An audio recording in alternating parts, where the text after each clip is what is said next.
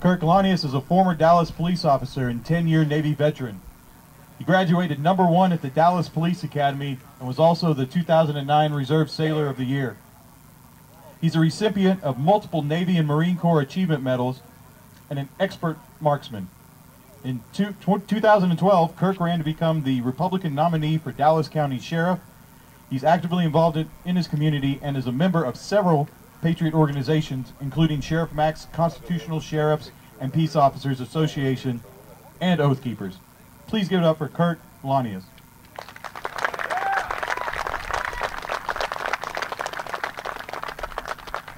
Thank you for that kind introduction. I want to thank Jimmy Smith for hosting us today.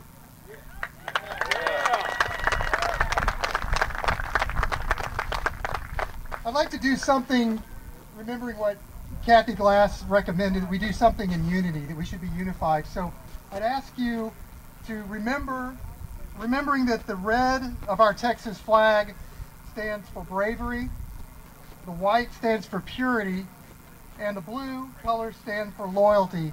If you would please stand with me, and let's, and even the folks from Oklahoma, if you'd stand in respect of our Texas flag, and I will stand with you in Oklahoma when the time comes as well. And if you'd remove your headgear, place it over your heart, and let's honor our Texas flag. Honor the Texas flag. I pledge allegiance to thee, Texas, one state under God, one and indivisible. Thank you.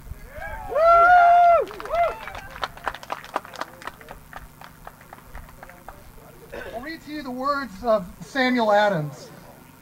If ever a time should come when vain and aspiring men shall possess the highest seats in government, our country will stand in need of its experienced patriots to prevent its ruin.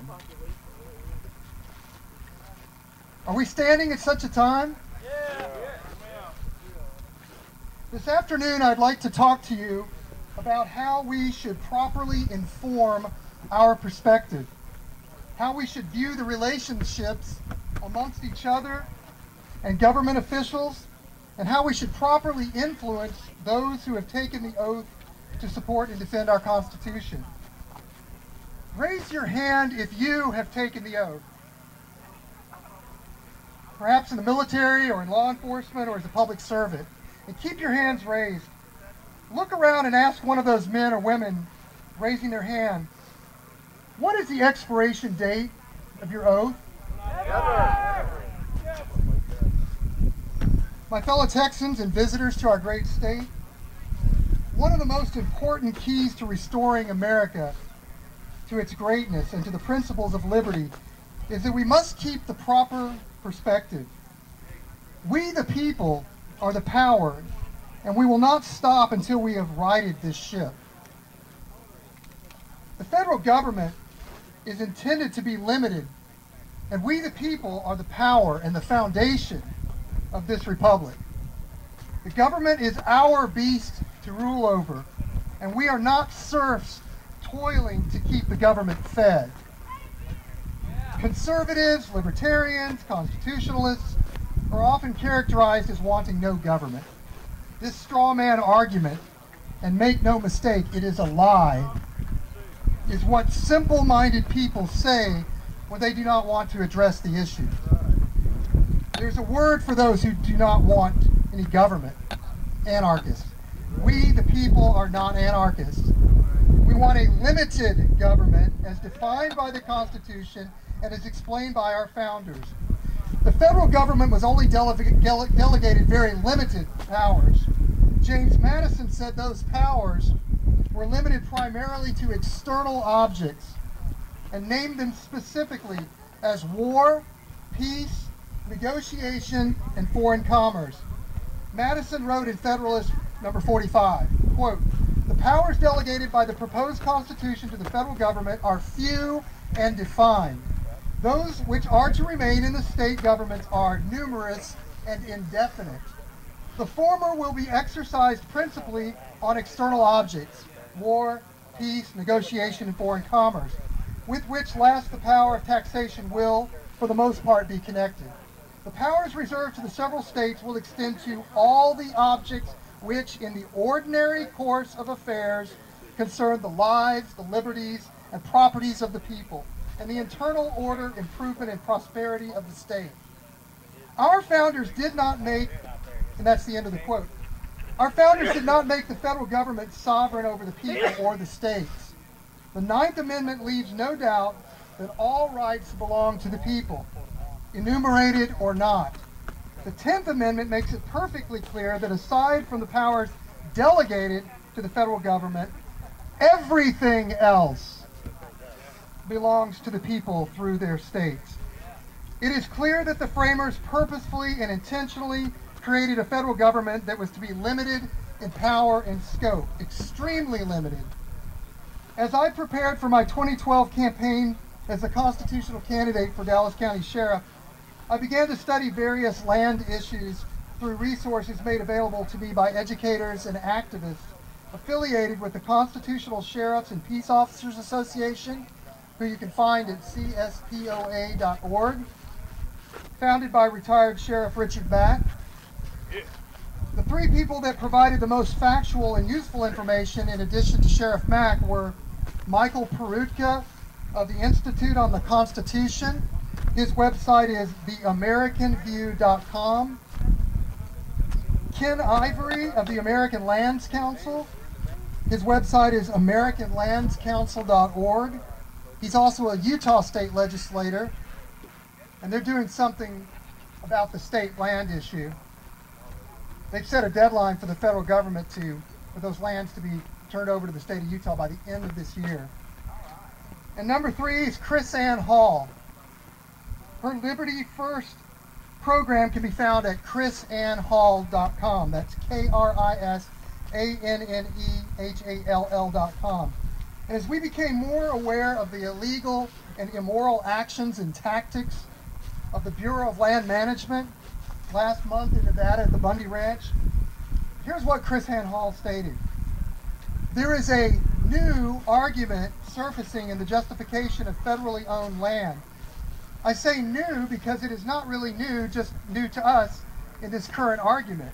So I want all to be educated and have the ability to defeat this lie. So here we go. Some are saying that Article 4, Section 3 of the United States Constitution gives the Congress the power to own and control land within a state. This argument is a misapplication of Article 4, Section 3. This section does not expand the power of Congress to own and control any and all land, but is limited under Article 1, Section 8, Clause 17, as our previous speakers have informed you. Article 4, Section 3 gave power to Congress to manage the territories in the West before they became states. Once they became states, the only land the federal government can have authority over was the land defined in Article 1, Section 8, Clause 17, which is limited to our federal capital and military installations. Once a state is admitted into the Union, it is admitted with the full independence and sovereignty legally enjoyed by all states in the Union. This is also the opinion of the Supreme Court, by the way, and evidenced in their 1885 opinion, Fort Leavenworth Railroad Company versus Lowe. When interpreting the Constitution, it is important to remember that the federal government was delegated few enumerated and defined powers. There is no clause in the Constitution that is properly interpreted to broaden or expand those powers. These types of clauses tell us the purpose for the powers delegated and do not create a power in and of themselves. Remember what James Madison said in 1792 when arguing against federal farm subsidies. Quote, "I, sir, have always conceived, I believe those who proposed the Constitution conceived, and it is still more fully known and more material to observe, those who ratified the Constitution conceived, that this is not an indefinite government deriving its powers from the general terms prefixed to the specified powers, but a limited government tied down to the specified powers, which explain and define the general terms," end quote. So, my fellow patriots, we either have a limited and defined federal government, defined and limited by the Constitution, we the people, or We have a federal government limited and defined by its own will. There is no middle ground where governments are concerned. What kind of government do you want to live in? What kind of government do you want your children to inherit? In spite of the clever schemes and the lies about our Constitution taught through government schools, simply speaking, if it is not war, peace, negotiation, and foreign commerce, the federal government is not supposed to be involved in it, period. What that means for us, as we the people keep a proper perspective, is that the federal government has no business whatsoever in our health care, in our businesses, in our schools, or in any other aspect of our daily lives.